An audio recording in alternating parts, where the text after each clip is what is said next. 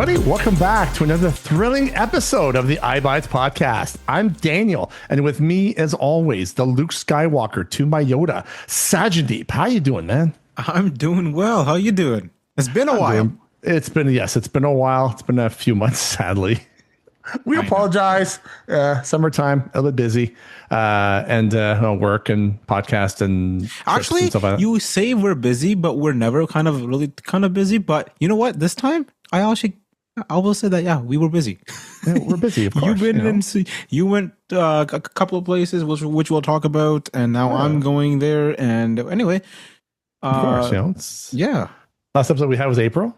Before that was like December. So yeah, we're slacking off on the podcast thing. So we're trying to fix that and try to do that. At least go back to the once a month episode if we can.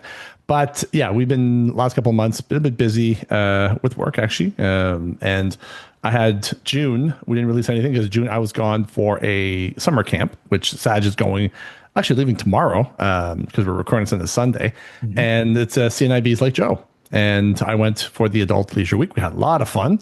Met a lot of new friends. Hey, everybody. Hey, out there to all my friends, Janine, Kristen, Marsha, Daniel, Roxy, Izzy, Mohammed, and Will. Hey, you guys.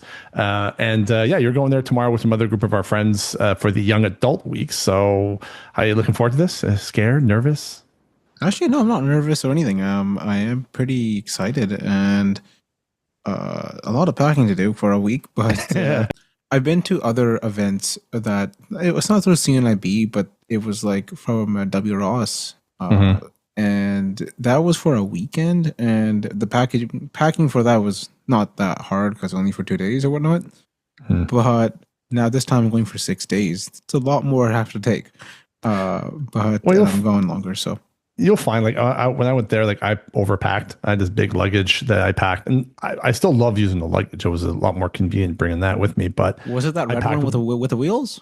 No, it's one I got. I don't know what color it is actually. I got it through work when I hit my 10-year milestone in my career. So I never used it until when I went to Lake Joe. That was the first time I actually used it. But I stuck on the air tag to it too, so I wouldn't lose it. But that was I just overpacked. First time I was going. Like you, was my first time. Our friends Jacob and Ari went there together, and that's how they met. And then our other friends have been there before, like Fatima and Henna, and we've never been. So this is going to be our first time there. For you anyways. When I went there, it was my first time. But thankfully, a couple of friends of mine from... You came back in one piece.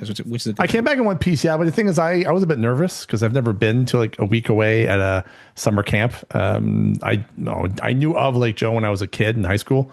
But I was cocky and arrogant when I was a teenager. So I'm like, I don't need that. But I kind of missed out on it. But then as I got older, and then we got our group of friends. Ari and Jacob were the ones that said, well, they have programs for senior citizens. So I'm like, screw you, I'm not that old. But no, they said that there's programs for adults. And I'm like, all right, cool, check it out. And so this year we both decided to go check it out. And I had the Adult Leisure Week. And like I said, I was a bit nervous to go because I've never been, but thankfully a couple of friends I knew from back in the day when I was in my 20s playing blind bowling, Janine and Marsha were there. So they hopped on the car with me as well. So it's kind of nice to have some people that I knew very well.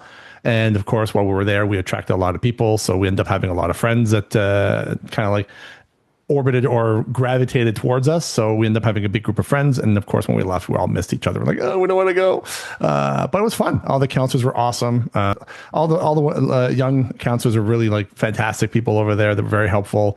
And they made the whole week fun. A lot of activities. There's not enough things for you there's a lot of activities for you to do, but you're not going to have time to do them all. So if you're expecting to do them all, you won't have time. There's just so much to do over there. So you have to do this every year. You have to try something new every year. So, but no, I enjoyed myself. It wasn't as scary as I thought it was going to be because everything was laid out very in an accessible way. They had plenty of volunteers and counselors there to help you out if you were lost or something.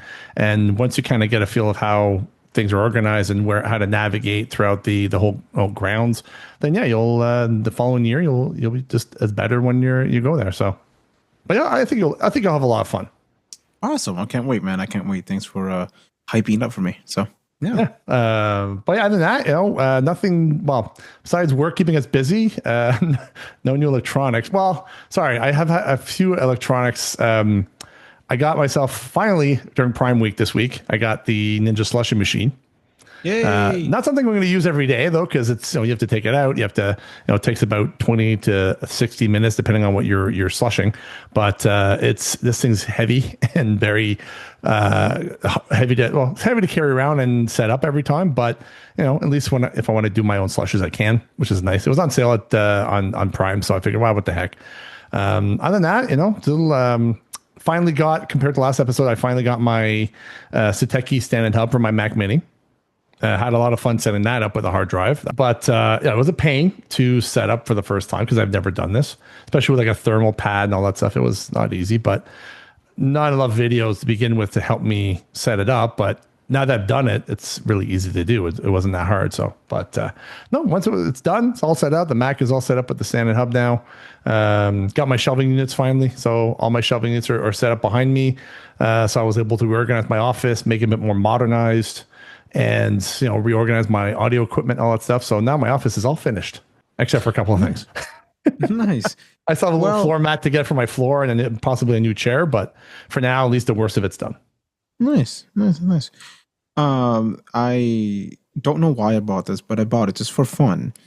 It's the app. It's like a monitor thing that you can make any like Apple CarPlay compatible, and it doesn't really, you can plug into like a sort of cigarette lighter, but it's a USB-C version, so you can plug in a USB-A and whatever. Mm-hmm. And I knew that I had a USB-A port on my e-bike. Mm-hmm. So I'm trying to figure out how I can mount this screen instead of using my phone. So have your screen on your bike be CarPlay. Yeah. But like Bike Play instead of CarPlay. Yeah, because the screen is 7 inches. My phone is 6.9 inches. So I'm like, is it but I mean, I don't know. I just wanted to play around with CarPlay, honestly. That's the main reason I got it. But it was something more like an impulse buy. It was pretty cheap. It was like $50. It wasn't that bad. You should get like a 10, 12-inch screen to put on there, so you have a lot more larger screen to look at. Yeah, but they were also more expensive. But we'll see. I'm trying to see how I can mount this because it doesn't fit. I thought I could just mount it on my current phone mount, but because it like juts out a little bit from the back, like it's curvy, it kind of pops out. It doesn't stay in. Now you got a screen that was just that has the casing, the enclosure, and everything, right? Yeah. Yeah, because I bought one for my Mac Mini when we had issues with WhatsApp.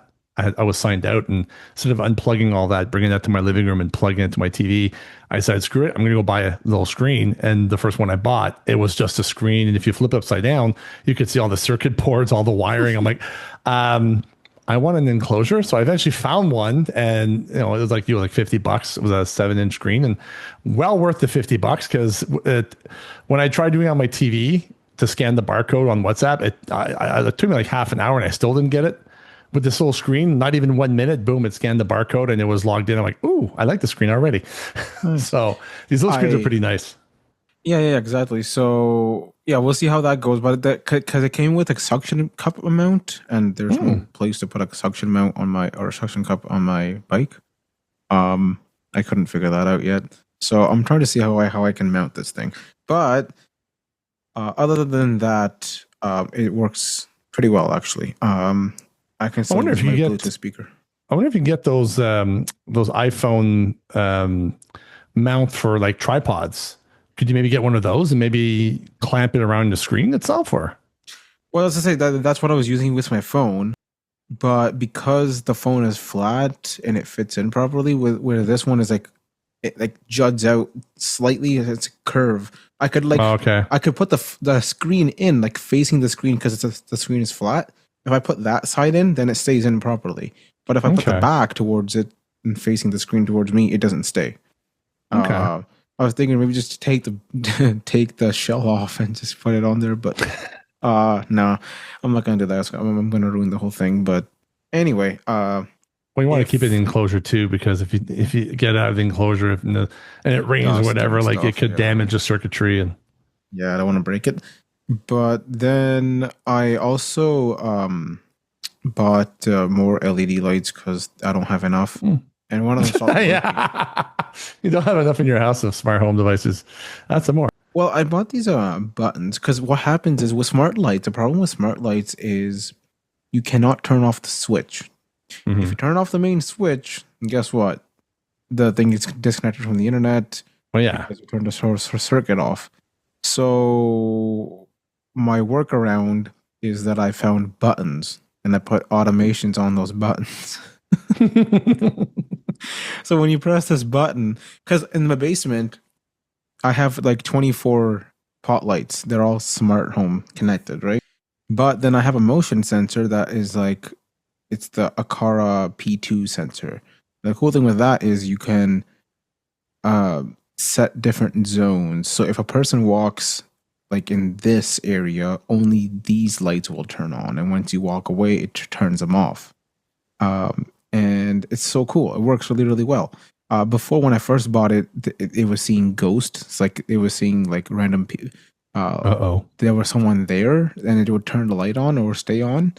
But with software updates, they've actually fixed it now. Yeah, that was the ghost mode. That was the phantom mode. You know, somebody, a ghost is in your house, it'll trigger the lights. And well, then also it didn't really help was because there was an air vent, and then in the winter time, the heat, when the heat is going, because basically the motion sensor is temperature, right? When it sees that hot spot, it knows that there's someone there.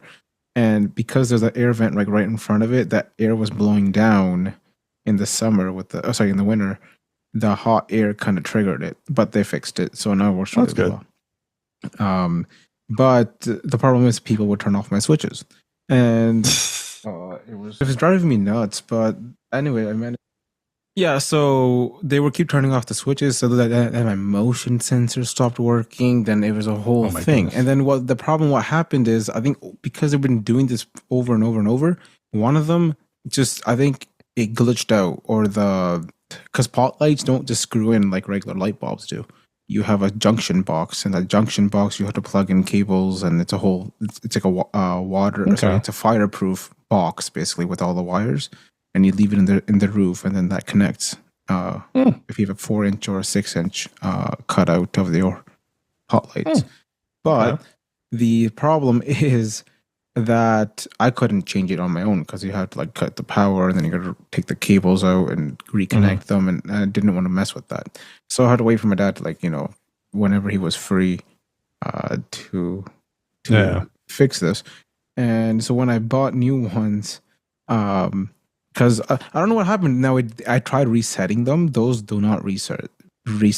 I turned off my breaker to maybe to see if that would help, but nope. So I ended up buying new ones, replacing that one, and told people do not touch my switches. So to fix that, I had to buy buttons. What that does is when I press the button once, it disables the automation, so it turns on all the lights. And it disables the automation, so that way when someone walks and walks away, it doesn't turn off. That's great for if you're cleaning or having a party and you don't want it to automatically turn off. And then when you press it twice, it basically reverts everything and then turns it off, and then the sensors are back on again. Nice. So yeah, and that's very my fancy whole for lights. All that stuff just to get smart lights. I know. It's that's okay. I got to look for one of our friends. We have a mutual friend that works for the CNIB, and they have old Braille embossers that they're giving away. And one of them, it's a Humanware Romeo 25. It's a bit older. It's not as it's newer than the other one that he has to give away. But so I've been trying to get a print server to help me connect this Braille embosser to my Wi-Fi, so that way I could basically, like, I have a Brother multifunction printer, which I primarily use it just for the scanner because I rarely ever print anything. So for me, it's just for scanning, and that's why I'm glad I got the shelving unit, because I put it behind me and the printer's there. So if I need to scan anything, I can just turn around, put it on there, and it's all connected through Wi-Fi. But these older Braille embossers don't have Wi-Fi built in. The newer models from the Romeo, I think the Romeo 60 has it, but the Romeo 25, it's more of like a travel type of embosser. I've been reading up on it this past week, and so it has a USB from what I understand, so I can connect it via USB, but I want to connect it I want to be able to connect it to my Windows as a internet or web not web, but a Wi-Fi printer. But I got to figure. I'm not tech savvy at all. I'm like, like a lot of them I see, it's you plug into this little hub, and you have USB ports. You have different like serial ports, parallel ports, but then you have a Ethernet connector, an Ethernet port where you connect a Ethernet wire from that all the way to your router. It makes that into a internet printer. I have where I live now. It's all baseboard heaters, and in order for me to run the wire, I'd have to run the wire underneath the baseboard. And I'm like, wintertime, I don't want that to burn my wires. So I'm trying to see if I can find one that's Wi-Fi specific that I could just connect the module to my Wi-Fi, so my printer can then become visible that way. But anyways, it's a lot of fun trying to figure this stuff out. But I figured, it's a free Braille embosser. It's fun to be able to play around with this and print off or emboss some text in Braille. There's the Braille Blaster, which is a free software you can get. I think it's open source, and it's like Word for Braille embossers. You can bring in documents, convert it to UEB Braille, and then have it printed off or embossed on the printer. So I'm looking forward to that. I'm hoping I can make it work. We'll see, but yeah. So, anyways, let's move on to some of our topics. It's going to be a light show today. Nothing major going on. There's a lot that's happened since April, so we're not going to go back in too much detail. But there were several tech events. We had, I think, Google had their Google I/O. Apple definitely had their WWDC in June, and then Samsung, I think, had their Unpacked event. I think was it last week. I think so. Yeah, I don't know if you listen to them. I know I listen to the WWDC, the Google one typically, but the Samsung I didn't really listen to it, but I did see like more YouTube videos, and they were talking about and then saw some unboxings and stuff about the Samsung Fold, whatever the new one's called. I can't remember the name of it now, but a lot of people are excited because before it was like more of the phone was narrow. When you unfolded, it was fine, but when you were using it, was like more tall than wide. Like the regular chocolate bar phones, you would call it, are more wider. But the screen wasn't like, it was more tall than narrow. So when you were typing on it, it wasn't the best, and people always wanted like wider screens. So this year, again, I don't remember the exact full name of that Samsung Galaxy. I don't know if it's F20. The Fold something, I can't remember the name of it now, but it's actually wider, and people are excited about that. And the screen is more edge to edge, like it is with regular phones, and I think it's a lot thinner too. So good on them, though. I'm really excited to actually see that one. The first one I wasn't really too excited because it was more chunky, and I'm like, this is not for me. But now that we're getting into like something that's more usable, and it actually kind of makes sense now because the screen isn't, because before it was more of a, like, I know you have to start somewhere, right? Same with the Vision Pro. I don't have the Vision Pro because I know it can be a lot better, and it's not for me. But even like the folding phone is not for me because I'm never going to use that long screen. Like, it's not worth it for me. It doesn't make sense. I might as well just open the phone and just use the inside screen. But it's not really practical if you want to use it on your bike and what I was mentioning earlier. But now that it looks like a regular phone from the outside, but it expands into something even bigger when you open it, I think it kind of makes more sense. Okay. Yeah, for me, it's like I'm excited to actually check that out. I'm not big on the foldable either. Like, for me, it's like I just want a solid phone. And I guess I know some people that kind of like that ability to have their phone, but then they can flip it and have a tablet when they want to do something. I guess more, they need more screen real estate. For me, like I had an iPad before, which allowed me to do a lot of cool stuff, but I found it more as a media consumption device more than anything else. But for me, it's like I just found myself using my phone more than anything else. So I sold my iPad and I've been sticking with my phone ever since, and just using that to stream. Well, the phone does have more better camera quality. Is better too for like taking pictures for text, and before iPads didn't even have a flash. Now they do have a flashlight on the back. So they are more like, the cameras are a lot better on the phones, and it's more portable, and I see why. Yeah, if I had my like I used to have some vision before, mainly tunnel vision, but I had enough. I could get by fairly easy. I could never drive a car, but I could, if I sat near a small TV, I could play video games on my Xbox. I could, look at if I had a bigger screen, then yeah, like if I still had that eyesight, I probably would have an iPad and use that more often. But being that I can't see anything anymore, to me, like an iPad is just, it's too big for nothing. I loved having one, but I just found myself gravitating to my phone more than anything else. And I'm like, I'll just stick with my phone. And but some people who have low vision, I can see at least why. you tried it, right? Because I don't like people when people just say, "Oh, you know what? This is not for me." If you don't try it, you never know. Well, some people probably already know that. Okay, well, bigger screen's not useful for me. I'm not going to go buy one if I know that bigger screen's not worth it. So, no, that's totally fine. That's totally fine. But like when people hate on a device without the it's like don't knock it till you try it, basically. So, at WWDC, we got iOS 26. We're jumping from iOS 18 straight to 26 across the whole platform. But they were copying Freedom Scientific. Freedom Scientific, who are the makers of JAWS, the screen reader, they already did this. A lot of companies, I don't know how many of them are doing this. Even with Samsung, right? They've jumped to the F21 because possibly, they might have, to go straight to the year, I guess. So, but the main problem was nothing was like, because we had WatchOS 11, and now we went. Instead of getting 12, we went straight to 26, right? And then, especially Vision OS from Vision OS 2 to Vision OS straight to 26. But then again, we had 2, we had 11 with the watch, we had iPad OS was 18.5 with iOS, which was the same, and the Mac OS was 15. Yeah.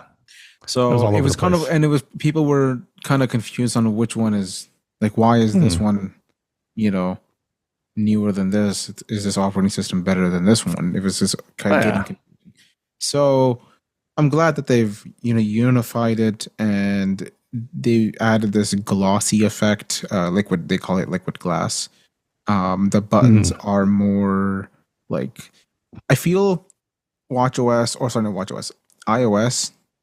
26 is more designed for devices like the iPhone 10 style device with no home button. Because the devices are rounded, the corners are rounded off, the buttons, the whole layout of the device is rounded. It's more roundy. Like there's more roundy? Curved. Sorry. I know, roundy. They are more... Well, yeah, because it just fits the iPhone style better. Because iOS 18 and before iOS 18... the home bar or the tab bar at the bottom was squared off, and that worked really well with the phones with home buttons because the screens were square, right? And it was designed for that. But we never really saw a new design for those phones. Technically, this kind of brought that over, and it just works a lot better. They had the home bar at the bottom of the phone. To show to indicate this is where you have to swipe up to go home. They got rid of that. It's still there technically. So when you but it doesn't stay there at the bottom 100% of the time like it used to. So I think now people, because a couple of years went by, people know you have to swipe up to go home. They got rid of that. It's still there. It still shows up occasionally here and there, but again, like I said before, it doesn't stay there 24/7. But for like voiceover users. Nothing has really changed. Like usability wise, everything's working this way that it should. I just hope that it's because I know they're changing the UI a lot. I'm just hoping that it's still going to be reasonably accessible. From what I hear, apparently you can turn off the liquid glass transparency thing. I haven't played with it because you can't really turn it off yet. People are asking them to turn it off. Oh, okay. You can turn on the increase contrast setting, and that basically that's the workaround currently. And what was like with beta 1 and beta 2, especially the control center, liquid glass, you could see right through it. Even the home bar, the tab bar at the bottom, let's say when you open the music app, you could see the list of like all, if you have a list of your playlist there, and then behind the buttons, you could see the name of the next song, basically. Yeah, and the whole idea of liquid glass is it's it was really difficult to see your tabs. You couldn't read them. So what Apple did with Beta 3, they actually did frosted glass. Okay. Instead of, but I would like them to add a slider under display and brightness settings. Adjust the level of frostness. Frostiness. Yeah, the liquidiness and the frostiness. The frost. Try saying that 10 times fast. Yeah, exactly. Jeez. But yeah, the liquid glass and the frosty glass, or the frost glass, you should be able to adjust it to your liking, because I know that it's still 50-50, because some people like the complete transparency mode and some people like the new frosted glass look. Okay. I'm like, for certain sections I prefer frosted glass, but for certain sections I prefer the other one. So it's kind of, I mean, it's 50-50. Okay. I don't know what Apple's gonna do, but again, it's still in beta stages. They can change. Yeah, for most completely blind people, I don't think it's really going to affect us much, because we're as long as VoiceOver still behaves the same way as it does now. Like, I don't think will really matter the UI. I do like the fact that the feature to do your own voice is they've shrunk it down from 150 phrases to like 10 phrases now.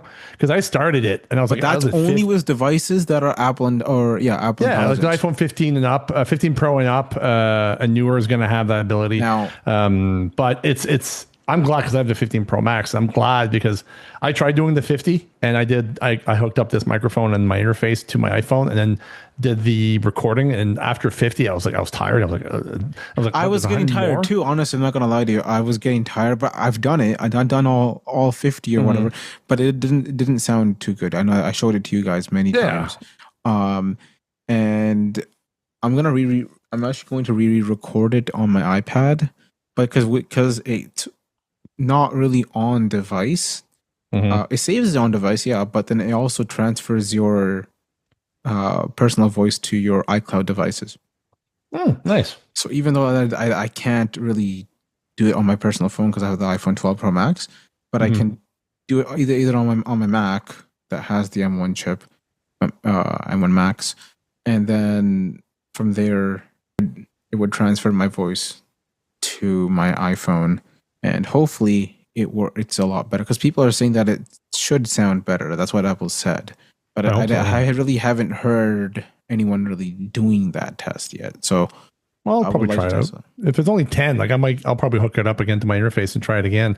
Yeah. I just got tired when I did 50. I was like, there's 100 more I got to do. Are you insane? I'm like, no, screw that guy. I don't need to have my voice on my phone that badly. It would be creepy to have my own voice talking back to me as my voiceover voice. I did that once. It was so weird. It's like, swiping over, like social folder, media folder. I'm like, that's creepy hearing my voice. But yeah, the problem was it was cutting off some words. I don't know if I didn't record it properly or what, but it was cutting some off of my words, and I'm like, oh my god, that's not good. But anyway, they've been improving it, so that's good. Well, other than that, I'm like I said, it's been a while since we've actually had these events, so the details are a little bit muffled. But yeah, it's been a month.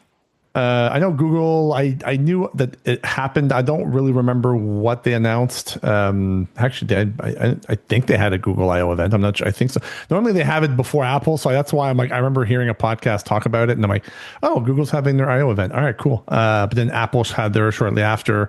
And then we had Samsung, I think, last week. So the Apple's probably the only one I listen to the most. I didn't hear Microsoft. Well, most of the time I listen to podcasts that talk about the event. So I usually listen to those instead of listening to the event itself.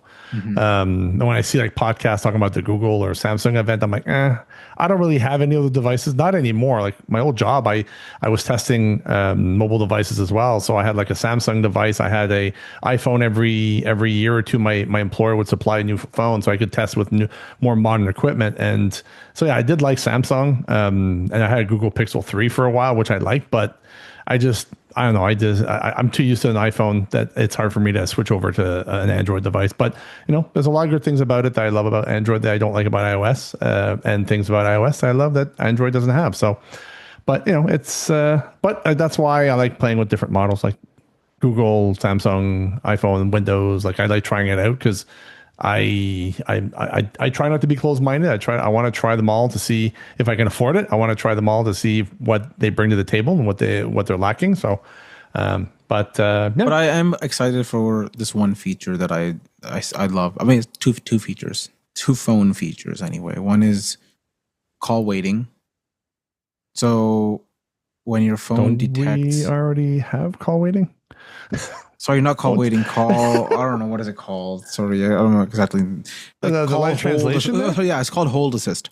So basically, what it does is if it detects music on the call, it will like tell you, hey, do you want your phone to alert you once the other caller's back online, right? And then basically what happens is you press that, your phone, you technically are still on a phone call.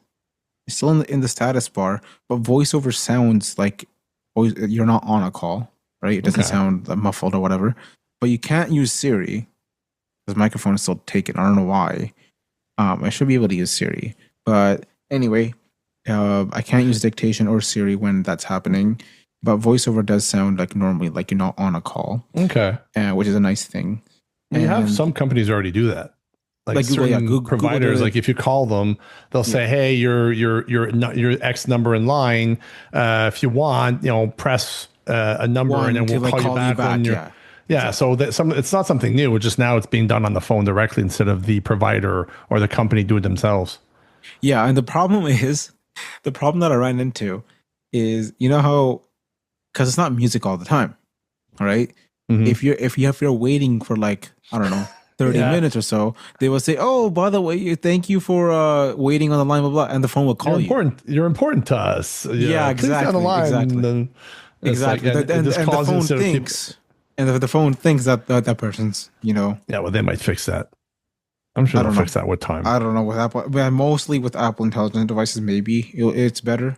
I know we tried that live translation though. That was actually kind of cool on the phone. Like we were on I think it was a FaceTime or a regular phone call. We're like, I think it was a FaceTime because you called me on your iPad and I have my phone, my 15 Pro Max. No, I think I transferred the call. It was a regular phone call. I transferred the call to my iPad. Yeah. But yeah, it was nice you switched it to English and French and I spoke French. It translated to you. I find it was a little bit slower on my end, but I think it's probably because I'm not on the beta. You were.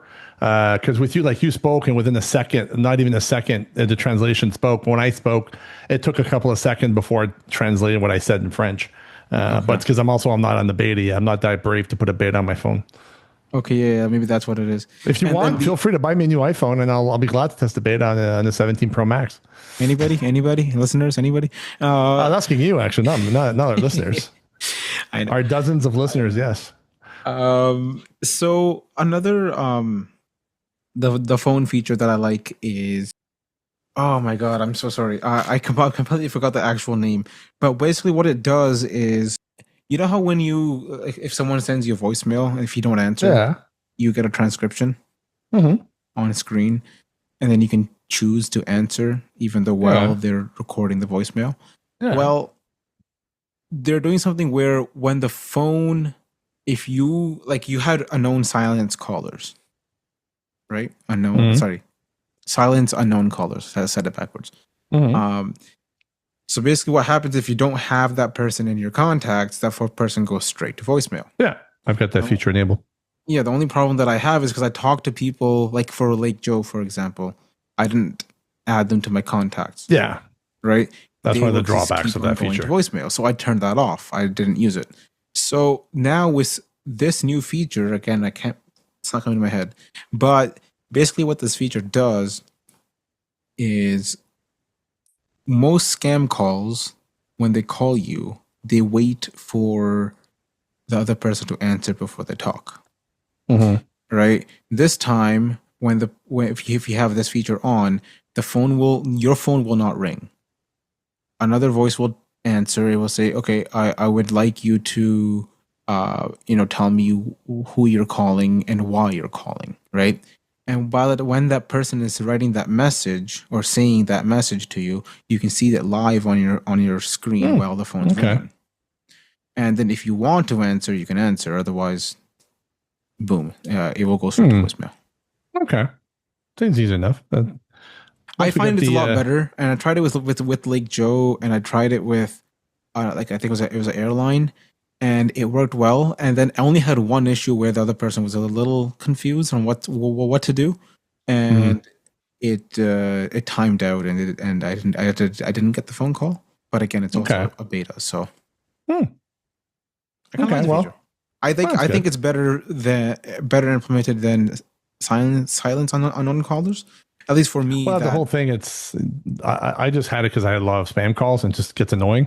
So I said, screw it, turn it on. And that's the risk is if somebody's not in your contacts, they'll go straight to voicemail. But I'm also old school. It's like, if it's important, leave a voicemail. If you don't leave a voicemail, it can't be that important. So, but I've had that too with like Joe people that, they call me and left a voicemail. And I was like, I saw that right away and I called them right away because I'm like, oh, I need to talk to them right now. So, but that's the only drawback about it. But we'll see when this feature comes out. Hopefully it's going to help a little bit. Yeah. But other than that, it did actually save me for like at least 4 or 5 spam calls. So because I noticed when I go to my call history, there's a call, and then when I tried calling by that number, it said this phone number is disconnected.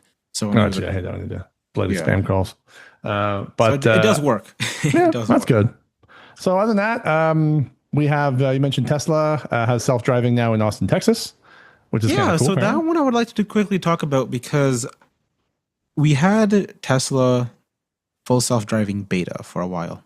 And then they changed it to full self-driving supervised, where you didn't have to do like nag the steering wheel every 30 seconds or so. It just looked at your eyes to see if you were paying attention. But now with this new thing that they're doing in Texas is there's a couple of cars. I don't know how many exactly, but there are quite a bit of cars from 9 a.m. to until midnight, or I think it's like 6 a.m. until midnight. You can, but it's only as like a geoed location, like it's not everywhere. And you can open the Tesla app, and it's only invite only, by the way. Unfortunately, but they apparently are working on expanding within 3 months. They already actually expanded it in Austin, in other areas, and they're also adding more people quite fast. And the nice thing is, the cool thing is, you see Waymos and people are like comparing Waymos and Tesla, and it's actually quite interesting to watch. And the thing that Tesla is doing is there's a Tesla employee sitting in the passenger seat when you take that car. So you're not alone. Wouldn't there be better off to have somebody behind the actual wheel? No, they want to show off that how this car is actually driving on its own, right? Because we already kind of have that with supervised, right? And the Tesla employee has a button or on screen they can press to stop the car instantly if something does go wrong. Okay.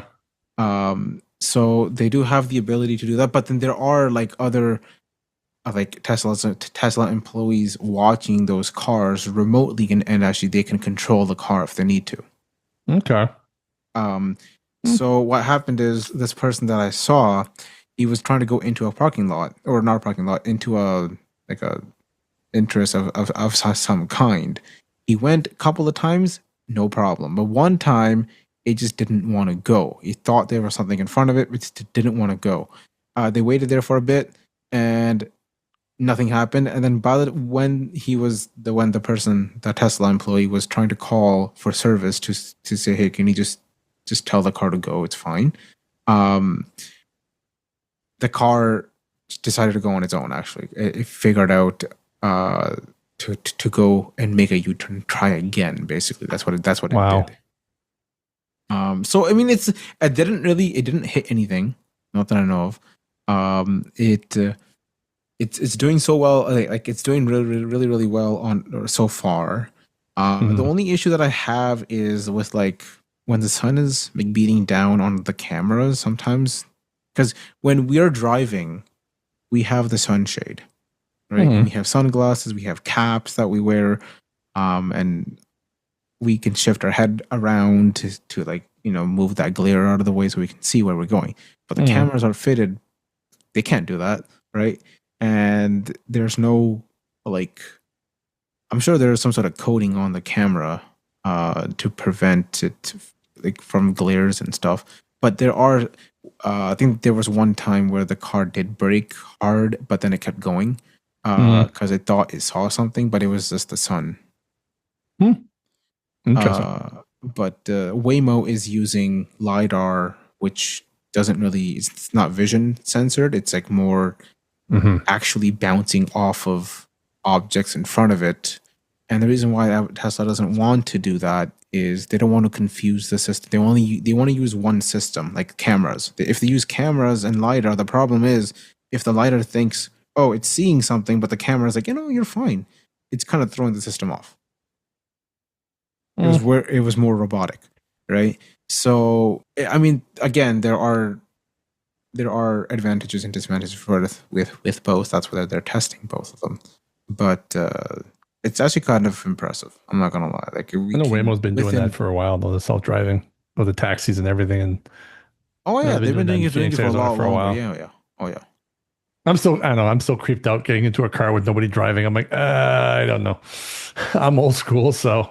Well, I mean, yeah. I mean, at first it is scary. Like when I was testing it with my brother, my heartbeat would pound too, even though I'm not driving, and he can take. Well, it's not so bad when you have somebody sighted behind the wheel. It's not as bad because you know that if something goes wrong, they can take over. But literally, you get in the car, you're the only one in it, and there's nobody else, and this car is driving itself. That's the part I'd be creeped out about. Like, I know it's safe, but it's still like, I don't know, man. After 40 years, you see, the problem that I have is, how sometimes, and that this happened a lot more back, like with iOS 9 and stuff, where I don't see it happening more often. Like I have never had my phone lock up where I had to like actually force hard reset my phone.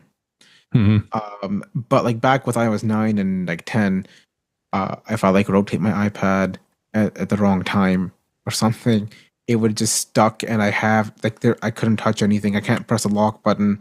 I have to like do the home button and the power button, hold it together for like 30 seconds to actually get the Apple logo back up and do a hard reset that way, right? And you don't want that to happen with a Tesla. Trust me. Imagine the car is gas and brake at the same time. Left blinker 3 times in a row. Push the steering wheel down. You do have 2 scroll wheels. You can just press those in, and then that resets it. But it's not hard. But the problem is that I'm having is, imagine the car is going at a certain speed, but the computer froze. Jeez. But the cars in front of you stop, but they're still going at the same speed, and it's like you can't do anything. Well, you're going to rear end the car. You won't do something. He'll just be a fiery crash. Well, no, I mean the person who's sitting in the car can't really do anything because the passenger won't be able to do anything because the car is frozen. Yeah. It's stepping on that gas or that accelerator 24/7, right? Until technically, if you're following a car and the car suddenly brake and your car is crashing at the same time, like the OS is crashing, you can't do anything. You can do something. Well, you will do something. You'll crash through the windshield. That's one thing you'll be doing. Always see a seatbelt on. Or you can jump out of the car and say, "Screw it, I'm not taking this car." I don't know. It's interesting. But again, it's software, right? The problem is it's software, and software. Yeah, created by humanity, and humanity's flawed, so therefore software is flawed. By AI. AI is even worse. I can never get Gemini or ChatGPT. I use it all the time. People tell me they're able to do coding with these things, and I'm like, I try it all the time. It works. And mine hallucinates 99.9% of the time. It hallucinates and makes up stuff all the time. And I'm like, am I using this wrong? Like, I'm talking to it. I'm asking it questions. And I think it's because I'm talking to it. It's not quite understanding. Like, I like to think that it's understanding what I'm saying, but maybe if I were to go back and actually read what it thought I'd say, that's probably why it's confused. Being confused. You are correct, because what happened is I was going to pump my bike. Granted, it was sunny outside. It was my electric pump. I put the needle or the nozzle, whatever you want to call it, in the tire, whatever. It was good to go. I turned the screen on. I opened Gemini. I'm like, so what do you see on the screen? Oh, the current PSI. It said PSI. Could you not? Right? It said current PSI is set to, I don't know. I think it was 20, and the current the current PSI in the pressure in the tire is whatever, the 14, for example, right? 16. I don't know what that number. But I mean, okay, you know what? Maybe it's kind of hard because there's a glare. I saw that there was some sort of glare on the screen. So I'm like, you know what? I'm gonna go walk to my shed to see what the number is set to, because the shed is dark and I can see the numbers clearly, right? And I can see it through the screen. And it still said PSI, and it says has set to 28, right? So it jumped from 20 to 28, right? And I could see a 28 there. But when I go show it to my brother, I'm like, you know, because it's my tire, and I just recently got my tube changed. I do not want to blow this up, and I've experienced a blow up, and it's loud, and it blows your eardrums, and I don't want to experience that right now. And I go inside. I'm like to my brother, I'm like, what does it set to? He's like 28 bars. I'm like, bars? I'm like, oh, okay, so hold on. It was set to bars, and then Gemini is like, it's PSI, which is completely different. Now, I don't know if it's less. I don't know. I never thought that bars was such a measurement system for putting air in the tire. Oh, no, there's quite a bit. There's bars. I think there's some other thing, and then there's pounds per square inch, which is PSI. I would have thought that that's the more commonly used measurement system for putting air in tires. But you do have other options in this pump.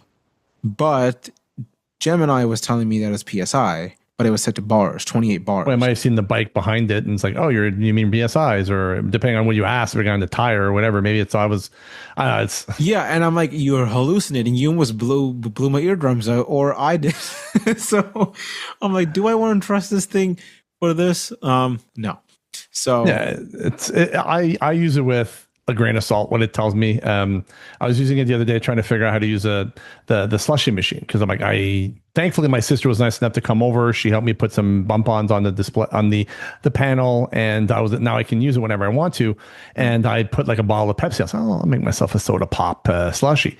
So I popped it in there. I poured it in there. I let it rip, and then I have a 30-ounce Yeti mug. I filled that up. And I started drinking, and I was like, oh, I left it on because I'm like, well, there's still some liquid in there, I think. I'm not too sure. So I went back, and the machine was off. I was like, why is it off? Like, shouldn't it be still? And I turned it back on. I kept getting like an alarm beep. I'm like, whoa, okay, this is the first time I hear this. And then I tried pouring the rest of it over. I said, I'll do a rinse cycle, which doesn't turn on the cooling cylinder, and I'll just turn it into rinse, and it turns the auger. And I'm pouring it, nothing's coming out. I'm like, oh, it shut off because there was no liquid in the container. That's why the cooling system's like, oh, there's nothing there. So it shuts itself off automatically so it doesn't overheat. And I'm like, that's why. And then it dawned on me. Well, the bottle I had was a 750 milliliters, which is roughly about 26 ounces. And my Yeti's 30 ounces. So I had filled up my Yeti I had about an inch at an inch, 2 inches left. I'm like, oh, yeah, I probably emptied the entire bottle into my Yeti mug. And that's why I thought it was still some downside of not seeing, I wasn't sure. I thought some was still in there, but I was wrong. There was no more slush, so that's why it shut off. So it's nice to have the Gemini, and it's good to use it from time to time. But I point the camera at it, and it tells me stuff that I'm like, that's not there. Like you're making stuff up, and it's just I find it frustrating because I'm like, I like using it, but I don't know. Some people seem to have better luck than I do with it. So.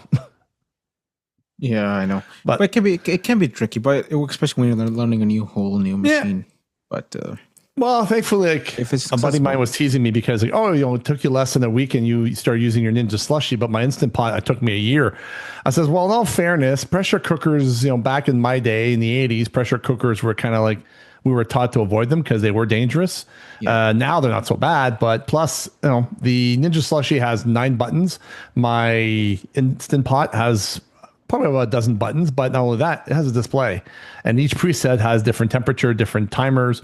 And in each preset also, if you increase the temperature timer, the increments are different for each preset. Heck, there's even multiple different increments for one preset.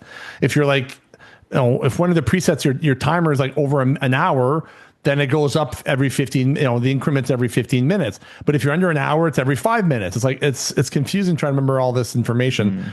So I told him like, yeah, my Instant Pot, it took me a bit longer because it's not a simple thing of like, press on, press slushy, and let it do its thing. It's press the preset, make sure your stuff is all the the valves are turned on or whatever, everything's done, and you just start it. But no, it's for us blind people, it's a bit different than for those of us some people who are sighted. So, but anyways, other than that, I don't think there's anything else to talk about. I want to bring up actually something we brought up many years ago, Apple TV Plus when it came out. We talked about some of the shows, but it's been a couple of years now, and I don't know if you've been watching a lot of Apple TV Plus stuff. I know that I've got you hooked on Severance. There's a lot of other shows that they came out like I watched a few movies and Severance and the morning show. I've watched C, I think, and I've watched The Gorge, the movie, and I watched the other movie that you were mentioning with. I don't know. There's a lot of movie. No, it was the one with the fighting. That Ghosted. Ghosted, yeah. Yeah, you love that one. That was a good movie. I was like because the reason why I love it is because it's in Dolby Atmos and it's in HDR. So my TV supports it, my sound system supports it, and when they're fighting and the explosions and whatnot, it sounds so cool. So I just have my AirPods Max on my head. That's all I use. Well, the reason why I brought it up is because there's a movie that came out on Apple TV Plus. It's in theaters, and I'm going to go see it on Tuesday. The F1 movie. The F1 movie, Formula One. Yeah, my brother said, "Hey, I'm going with my kids. You want to come?" I'm like, yeah, sure. So is it available on Apple TV Plus yet or no? It's in, no, not yet. It's in theaters right now. I think it's going to be in theaters for a bit. Then it's going to show up on Apple TV Plus. But there's been a lot. Like I just finished watching Murderbot this week, which was actually not bad. I've heard it's a good movie. It's not a movie. Well, F1 probably, yes. I'm talking about Murderbot, the television series. Oh, sorry. You have I also, dude, I watch pretty much everything that comes out on Apple TV Plus. I watch. There's a few of them that I started watching an episode or two, and I'm like, not for me. The Buccaneers, which is like 1800s teenage girls. I'm like, it's not for me. But there's a lot of good stuff. Like Murderbot came out with Long Way Home, which was a sort of a bike television series with Ewan McGregor and his buddy Charlie something. I'm blanking on his last name. They were like two actors who became friends, and then they have a passion for motorcycles, so they go around the world with motorcycles. And the last one they had was, I think it was Long Way Up, where they went from the southern tip of South America, and they went up all the way, I think, to New York, I think. But they had donations from Harley Davidson. They had their EV bikes, the first EV motorcycles. But this time they took like 50-year-old motorcycles and they drove around Europe, and it was kind of fun. But there's a lot. And the Foundation just came out, season 3, which looks really good. There's a lot of, I'm blanking on there's so many shows I watch, but I'm blanking on every single name of them because they're so good. Yeah, it's compared to when they first came out, like there's a lot of stuff on this and a lot of good stuff too that's coming out. Like every week, like I'm watching one called Smoke with Taron Egerton, which is about a firefighter and a detective trying to follow a couple of serial arsonists. But there's other ones. I'm like, I know, they're really good. Anyways, I just thought I'd let people know if you were on the fence after 2-3 years with Apple TV Plus, it's definitely worth checking. They do have a lot of good stuff that's coming out every day. There's one I watch called Stick with Owen Wilson. He's like a professional has-been golfer. And he finds a young teenager who's a pro and basically has natural talent. So he kind of mentors him and teaches him, and him and the kid's mom and a young woman, and then his buddy who was his caddy. They go on a trip on the young amateur tournaments, and it's a funny comedy, and I loved it. It was but anyway. So just let people know. Check out Apple TV Plus if you're not sure, and yeah. So. Other than that, I don't know if you have anything else you want to bring up or. No, that's about it. And it was a good episode. I like it. It's good. All right. All right. Well, we'll stop it here for now because it's been a while now, over an hour, I think. But yeah, if you anybody want to reach out to us, please, because nobody ever reaches out to us. It's kind of funny, but you can reach out to us via eyebytespodcast@gmail.com. You can also find us on X at eyebytespodcast, or you can also find us on YouTube at eyeBytes. And yeah, other than that, anything else you want to bring up or? No, that's about it. Have a great time, and we'll see you in the next. Have fun at Lake Joe. Episode. We'll see you in the next episode, and then I'll tell you all about my experience at Lake Joe.